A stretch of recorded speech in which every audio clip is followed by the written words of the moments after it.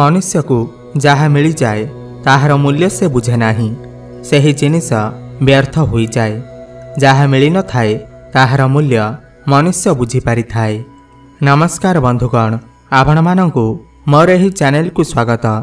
आज रही कार्यक्रम वृष राशि पाई बहुत गुरुत्वपूर्ण अछि। आज आमे जानिबा वृष राशि 2024 जुलाई मासटी किपरि रहिबा।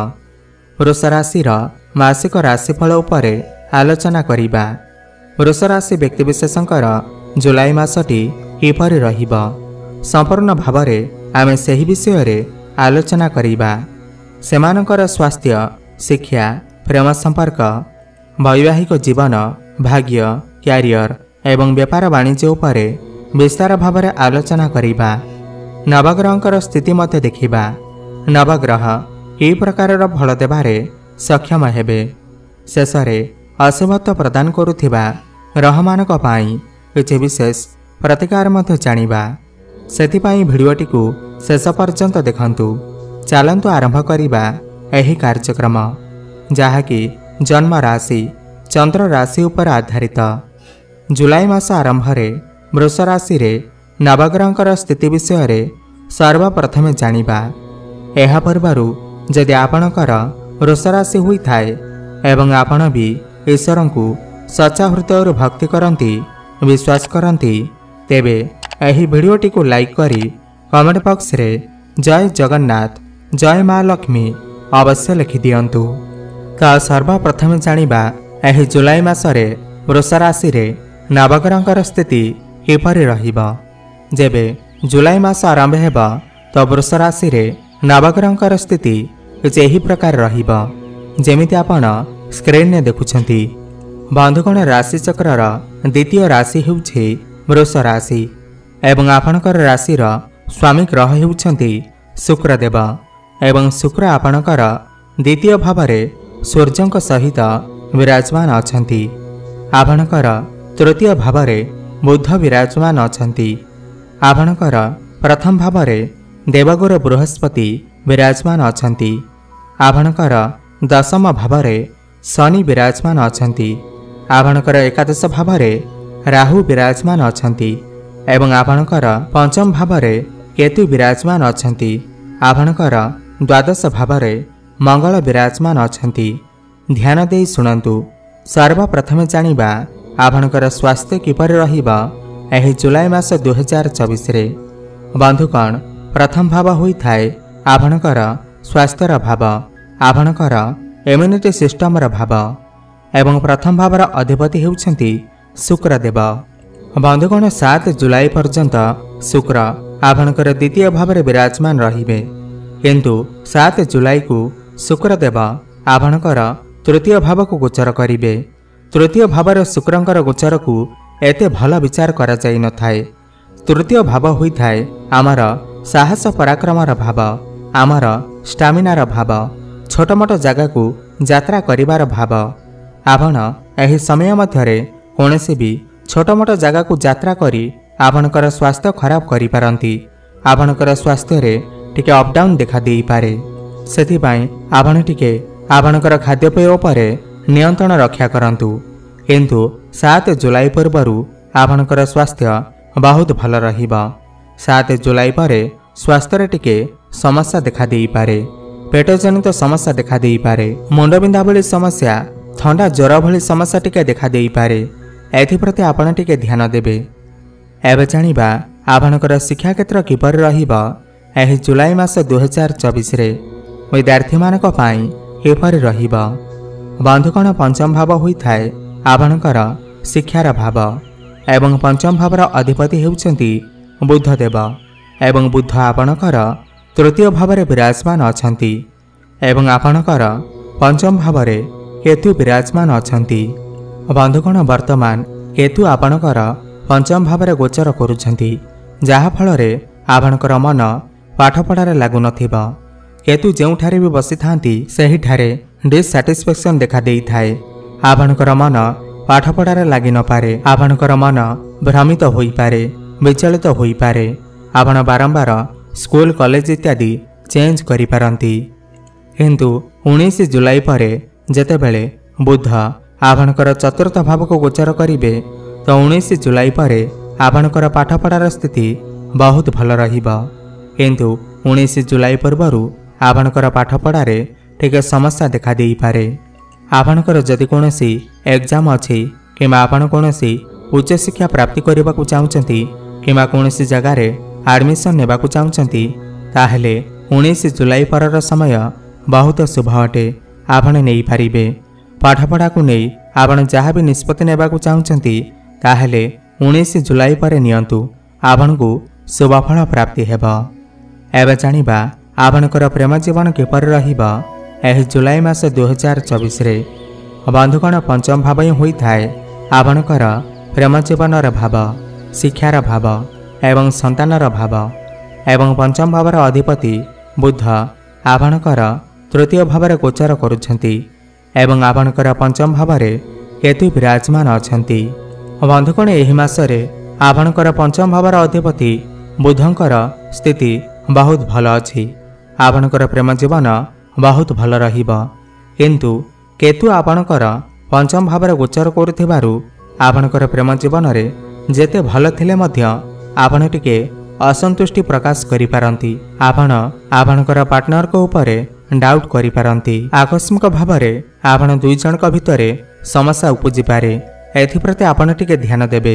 किंतु बुधंकर स्थिति एठारे भल थिबारु एवं शुक्रंकर स्थिति मध्य भल थिबारु आपणकर प्रेम जीवन रे जहाँ भी किसी समस्या आसिले मध्य ताहा सब दूर हेबा। पूर्वरु जदि आपणकर किछि मन मनांतर चलीथिला ब्रेकअप होई जाइथिला तो सेमानकर प्याचअप हेबार मध्य संभावना बनुअछि। आपणकर भितरे थिबा समस्त मन मनांतर कଳି झगड़ा आदि दूर होई जिवो। काहेकि ना एठारे बुधंकर स्थिति बहुत भल अछि। एबे जानिबा आपणकर वैवाहिक जीवन किपर रहिबा। एह जुलाई मास 2024 रे बंधुगण सप्तम भाव होता है आपणकर वैवाहिक जीवनर भाव, आपणकर जीवन साथींकर भाव एवं सप्तम भावर अधिपति होउछंती मंगल देव एवं मंगल आपणकर द्वादश भावर गोचर करुछंती। बंधुगण एठारे मंगल द्वादश भावर तो अछंती किंतु निज घरे अछंती तो एठारे मंगलकर स्थिति बहुत भल अछि। तो एही मासरे आपणकर वैवाहिक जीवन दाम्पत्य जीवन बहुत भल रहिबा।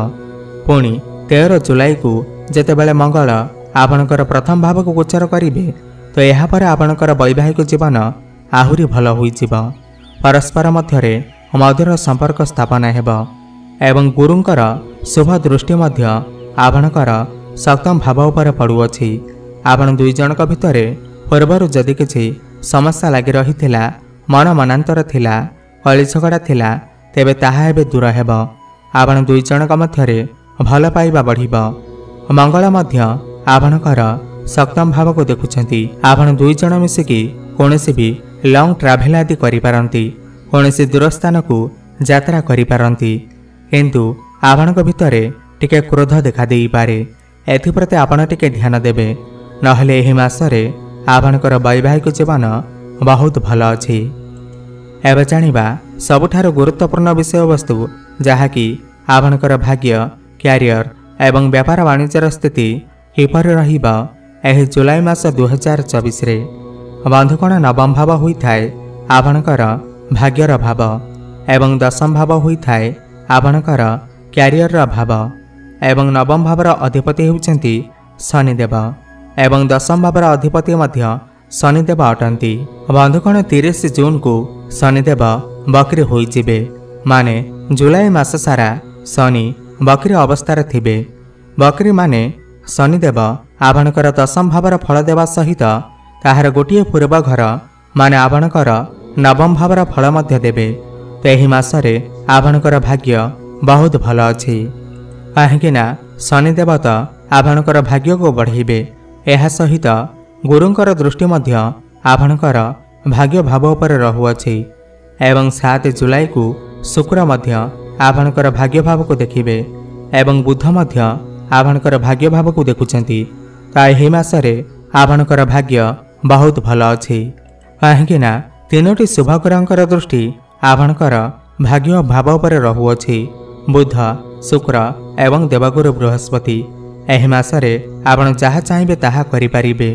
ଆପଣଙ୍କର ସମସ୍ତ ମନ ଇଚ୍ଛା ପୂର୍ଣ୍ଣ ହେବ। ଆପଣ ଯଦି କୌଣସି ବଡ଼ କାର୍ଯ୍ୟର ଆରମ୍ଭ କରିବାକୁ ଚାହୁଁଛନ୍ତି ତାହେଲେ ଏହି ମାସରେ କରନ୍ତୁ। ଆପଣଙ୍କୁ ନିଶ୍ଚିନ୍ତ ଶୁଭଫଳ ପ୍ରାପ୍ତି ହେବ। ଭାଗ୍ୟ ଆପଣଙ୍କର ସାଥ ଦେବ।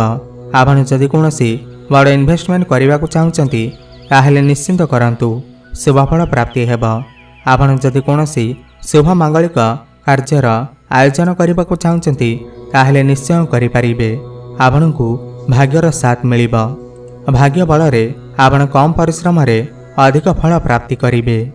ଏବଂ ଶନି ଏଠାରେ ନିଜ ଘରେ ବସି ଶଶ ନାମକ ରାଜଯୋଗ ବନାଉଛନ୍ତି। ତ ଏହି ମାସଟି ଆପଣଙ୍କର ଭାଗ୍ୟ ପାଇଁ ବହୁତ ଭଲ ଅଛି। କ୍ୟାରିୟରର କଥା ହେବା ଯଦି ଦଶମ ଭାବ ହୋଇଥାଏ ଆପଣଙ୍କର କ୍ୟାରିୟରର ଭାବ ଏବଂ ଦଶମ ଭାବର ଅଧିପତି ଶନି ନିଜ ଘରେ ଅବସ୍ଥାନ କରିଛନ୍ତି ଏବଂ ଶଶ ନାମକ ରାଜଯୋଗ ବନାଉଛନ୍ତି। ତ ଏଠାରେ ଆପଣଙ୍କର କ୍ୟାରିୟର ବହୁତ ଭଲ ଅଛି। ଶନି ଏଠାରେ ଆପଣଙ୍କୁ ପରିଶ୍ରମ ତ କରେଇବେ। ପରିଶ୍ରମ ଅନୁଯାୟୀ ଆପଣଙ୍କୁ ଫଳ ପ୍ରାପ୍ତି ହେବ। କ୍ୟାରିୟରରେ ଆପଣଙ୍କୁ ଅଧିକ ପରିଶ୍ରମ କରିବାକୁ ପଡ଼ିବ, ତାହେଲେ ଯାଇ ଆପଣଙ୍କୁ ଫଳ ପ୍ରାପ୍ତି ହେବ। ଯଦି ଆପଣ ଅଳସୁଆମୀ କରିବେ ତ ଆପଣଙ୍କୁ ସମସ୍ୟାର ସାମ୍ନା କରିବାକୁ ପଡ଼ିପାରେ। 19 ଜୁଲାଇକୁ ବୁଧ ମଧ୍ୟ ଆପଣଙ୍କର ଚତୁର୍ଥ ଭାବକୁ ଗୋଚର କରିବେ। ଆପଣଙ୍କର କ୍ୟାରିୟର ଭାବକୁ ଦେଖିବେ। ତ କ୍ୟାରିୟରରେ ଆପଣଙ୍କର କମ୍ୟୁନିକେସନ୍ ସ୍କିଲ୍ ବଢ଼ିବ। କ୍ୟାରିୟରରେ ଉନ୍ନତି ଦେଖାଦେବ। ଆପଣଙ୍କର ପ୍ରମୋସନ୍ ହେବାର ମଧ୍ୟ ଯୋଗ ବନୁଅଛି। ଏବଂ ଯେଉଁମାନଙ୍କ ପାଖରେ କୌଣସି ବି ଚାକିରି ବାକିରି ନାହିଁ, କୌଣସି ବି ରୋଜଗାରର ପନ୍ଥା ନାହିଁ, ତ ସେମାନଙ୍କୁ ନୂତନ ଚାକିରି ମଧ୍ୟ ପ୍ରାପ୍ତି ହୋଇପାରେ। କାହିଁକିନା ଶନି ଏଠାରେ ନିଜ ଘରେ ବିରାଜମାନ ଅଛନ୍ତି, ବଳବାନ ଅବସ୍ଥାରେ ଅଛନ୍ତି। ବ୍ୟାପାରର କଥା ହେବା ଯଦି ଏହି ମାସରେ ଆପଣଙ୍କର ବ୍ୟାପାରର ସ୍ଥିତି ବହୁତ ଭଲ ରହିବ। ବିଦେଶରେ ରହି ଯେଉଁମାନେ ବ୍ୟାପାର ବାଣିଜ୍ୟ କରୁଛନ୍ତି ସେମାନଙ୍କ ପାଇଁ ସମୟ ବହୁତ ଭଲ ଅଛି। ଇମ୍ପୋର୍ଟ ଏକ୍ସପୋର୍ଟର ବ୍ୟାପାର କରୁଥିବା ଲୋକମାନଙ୍କ ପାଇଁ ଏହି ସମୟ ବହୁତ ଶୁଭ ଅଟେ। କିମ୍ବା ଆପଣ କୌଣସି ଇଲେକ୍ଟ୍ରୋନିକ୍ ଜିନିଷର ବ୍ୟାପାର ବାଣିଜ୍ୟ କରୁଥିଲେ ସମୟ ଆପଣଙ୍କ ପାଇଁ ବହୁତ ଭଲ ଅଛି। ବ୍ୟାପାରରେ ଆପଣଙ୍କୁ ଉନ୍ନତି ଦେଖିବାକୁ ମିଳିବ। ଆପଣଙ୍କର ଡେଲି ଇନକମ୍ରେ ବୃଦ୍ଧି ଆସିବ। ଫାଇନାନ୍ସିଆଲ ଗ୍ରୋଥ ହେବ। ତ ମୋଟାମୋଟି ଦେଖିବାକୁ ଗଲେ ଏହି ମାସରେ ଆପଣଙ୍କର ବ୍ୟାପାର ବାଣିଜ୍ୟର ସ୍ଥିତି ବହୁତ ଭଲ ଅଛି। ଏବେ ଜାଣିବା କିଛି ଉପାୟ ବିଷୟରେ, ଯାହାକୁ କରିବା ଦ୍ୱାରା ଏହି ମାସରେ ଯାହା ବି କିଛି ସମସ୍ୟା ରହୁଅଛି ତାହା ଦୂର ହୋଇପାରିବ। ସର୍ବପ୍ରଥମେ ଆପଣ ପ୍ରତ୍ୟେକ ଦିନ ଶୁକ୍ରଙ୍କର ବୀଜମନ୍ତ୍ରର ଜପ ଅବଶ୍ୟ କରନ୍ତୁ। ଓମ୍ ଦ୍ରାଂ ତ୍ରିଂ ଦ୍ରୌଂ ସହ ଶୁକ୍ରାୟ ନମଃ 108 ଥର ପ୍ରତ୍ୟେକ ଦିନ ଜପ କରନ୍ତୁ, ଶୁଭଫଳ ପ୍ରାପ୍ତି ହେବ। ଏବଂ ଆପଣ ପ୍ରତ୍ୟେକ ଦିନ ହନୁମାନ ଚାଳିଶାର ପାଠ କରନ୍ତୁ ଏବଂ ଗଣେଶ ଭଗବାନଙ୍କର ଆରାଧନା କରନ୍ତୁ, ପୂଜାପାଠ କରନ୍ତୁ, ଶୁଭଫଳ ପ୍ରାପ୍ତି ହେବ। ଆପଣଙ୍କର ଜୀବନ ମଙ୍ଗଳମୟ ହେଉ, ଏହା ମୋର ପ୍ରଭୁ ଜଗନ୍ନାଥଙ୍କ ନିକଟରେ ଏତିକି ପ୍ରାର୍ଥନା। ଧନ୍ୟବାଦ।